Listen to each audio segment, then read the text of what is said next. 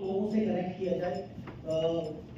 Information दी और press को भी अवेयरनेस किया। आपकी जो एक्टिविटीज है आज के प्रोग्राम के बारे में क्या? देखिए, ये प्रोग्राम हमने प्रेस को सेंसिटाइज करने के लिए किया था। बीआईएस और उसकी एक्टिविटीज़ के बारे में बताना था, ये एक उद्देश्य था। इसके अलावा बीआईएस ने अभी क्या नए इनिशिएटिव्स लिए हैं और आगे प्लान ऑफ एक्शन क्या है, किस तरह से बीआईएस लोगों के लिए उनके जीवन में योगदान दे रहा है, उनके लाइफ को चेंज कर रहा है, किस तरह से वो इंडस्ट्रीज़ में हेल्पफुल है, ये सारी चीज़ों को कन्वे करने के लिए हमने ये प्रोग्राम रखा था, जिसमें हमने आज मीडिया को पूरा ये इनवाइट किया था। और क्योंकि मीडिया जो है एक ब्रिज है किसी भी ऑर्गेनाइजेशन का और जनता के बीच में, तो ये एक हमारा मेन उद्देश्य था। और जो अभी सोसाइटी में चल रहा है, जो आपका जो मार्किंग है, ये क्या इफेक्टिव रहा है? देखिए, ये मार्किंग काफ़ी इफेक्टिव है और गवर्नमेंट ऑफ इंडिया ने 674 प्रोडक्ट्स हैं जिसे मैंडेटरी सर्टिफिकेशन में डाला है। तो उसके लिए प्रोडक्शन अगर कोई करती है कोई इंडस्ट्री, तो उसके लिए मैंडेटरी है, ये कंपलसरी है कि उसको बीआईएस के साथ सर्टिफिकेशन उसको लेना ही पड़ेगा। और ये पब्लिक की हेल्थ और सेफ्टी और क्वालिटी ऑफ प्रोडक्ट जो है कस्टमर तक पहुँचे, इसके लिए ये ध्यान में रखते हुए जो है ये गवर्नमेंट का डिसीजन है। और उसके लिए ये ज़रूरी है कि इस तरह के प्रोडक्ट्स को जो है सर्टिफिकेशन उसके लिए लिया जाएगी। और यस, अगर आपके रूल्स का कोई वायलेट करेंगे तो नहीं मानेंगे अच्छी तरह जो आपका कंडीशन, तो आप क्या काम करें? देखिए, अगर कोई इस तरह का वायलेशन करता है तो उसके अगेंस्ट रेड की जाती है, एक्शन लिया जाता है, लीगल एक्शन उसके लिए लेते हैं और कोर्ट उसमें डिसाइड करता है एज पर बीआईएस एक्ट 2016। क्या प्रावधान है उसमें सजा? देखिए, उसमें सजा का प्रावधान है, उसमें 3 साल तक उसमें सजा उसमें मिल सकती है और इसके अलावा उसमें पेनल्टी का भी उसमें प्रावधान है जिसमें 5 लाख तक पेनल्टी हो सकती जी, आपके द्वारा है। यानी कि पब्लिक को क्या संदेश दें? पब्लिक को ये संदेश देंगे कि एक तो हमारा जो भी ये इंफॉर्मेशन है बीआईएस की सर्टिफिकेशन की, वो सारी की सारी बीआईएस केयर ऐप के ऊपर उपलब्ध है। ये आईओएस पे भी है और जो प्ले स्टोर होता है उसके ऊपर भी अवेलेबल है। उसको आप इजीली डाउनलोड कर सकते हैं। स्टैंडर्ड की उसमें सारी जानकारी है, सर्टिफिकेशन कौन कौन से यूनिट ने लिया हुआ है, क्या उसका लाइसेंस नंबर है। इसके अलावा हॉलमार्किंग की अगर हम बात करें तो HUID की उसमें पूरी जानकारी है, उसको आप सर्च करके बड़े आराम से उसको चेक कर सकते हैं। गांधीधाम ब्रांच में हाई स्कूल होने वाली लैब की भी होने वाली थी। देखिए, गांधीधाम ब्रांच ऑफिस को हमने खोलना है और उसको हम लोग जल्दी ही शिफ्ट कर लेंगे गांधीधाम।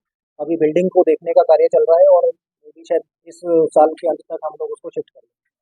अभी फिलहाल हम लोग राजकोट से ही ऑपरेट कर रहे हैं। मेरा नाम अभिषेक है। मैं गांधीधाम ब्रांच ऑफिस में एज ए डिप्यूटी डायरेक्टर कार्यरत हूँ।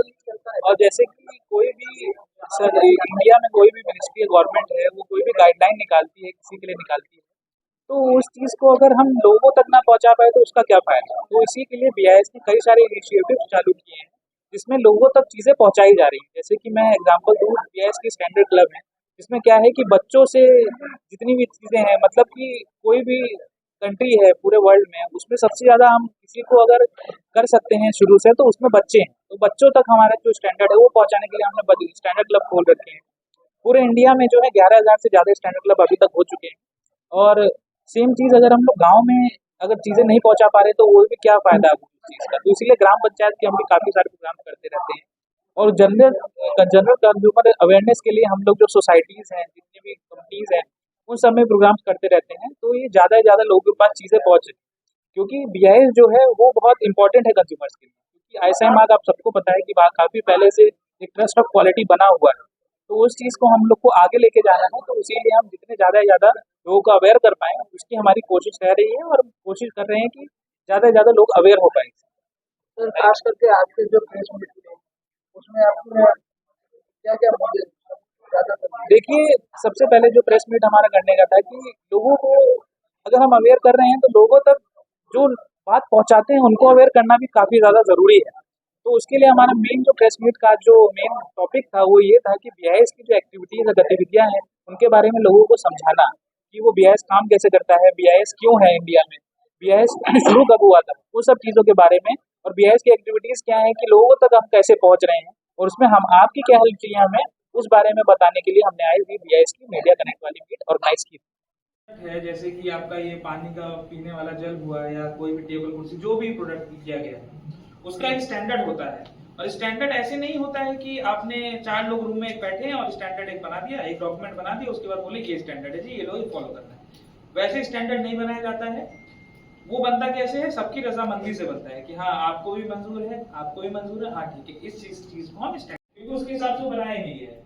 तो उस चीज के लिए सबका एक कॉमन व्यू पॉइंट लेके उसके बाद उस स्टैंडर्ड को बनाया जाता है। उसका काम जो है स्टैंडर्डाइजेशन। तो ऐसा है कि BIS की खुद की 8 लैब्स हैं पूरी इंडिया में। इंडिया में 8 लैब्स, और अब ये 8 लैब्स में हमारे लाइसेंस लगभग 40-45,000 है। तो उसके लिए टेस्टिंग के लिए हाँ 2 तरीके से। अच्छा, इसमें और एक मैं पूछूं, डायमंड आ गया है या नहीं? Diamond gold and silver hallmarking सन 2000 में स्टार्ट हुई थी, 24 साल पहले। मैंडेटरी अभी हुआ है 3 साल पहले। तो ये HUID क्या है? हॉलमार्किंग यूनिक आईडी, यानी ज्वेलरी का एक यूनिक आईडी, जैसे हमारा आधार नंबर होता है, वो सारा मिल जाएगा। लेकिन नई ज्वेलरी में नहीं, पुरानी में नहीं। पहले ये मार्किंग भी नहीं होती थी, पहले 5 मार्क होते थे, ज्वेलर का मार्क और वो सेंटर का मार्क, वो इस तरह से आता था। तो अगर आप पुरानी ज्वेलरी में देखेंगे इसमें तो कुछ नहीं है, तो उसमें कंप्लेंट केस नहीं बनेगा। सही बात है, सही बात है। उसमें क्या होता है, जो प्राइवेट लैब्स है वो हमारे लिए टेस्टिंग करती है। जो हमारा सिस्टम है लिम्स वाला, वो फॉलो करके उसकी टेस्टिंग रिपोर्ट हमारे पास आती है। फिर वो बेसिस पे लाइसेंस एक्टिविटीज है वो इन सब में डिवाइडेड है। सबसे पहले जो है स्टैंडर्डाइजेशन। स्टैंडर्डाइजेशन क्या होता है, किसी भी चीज को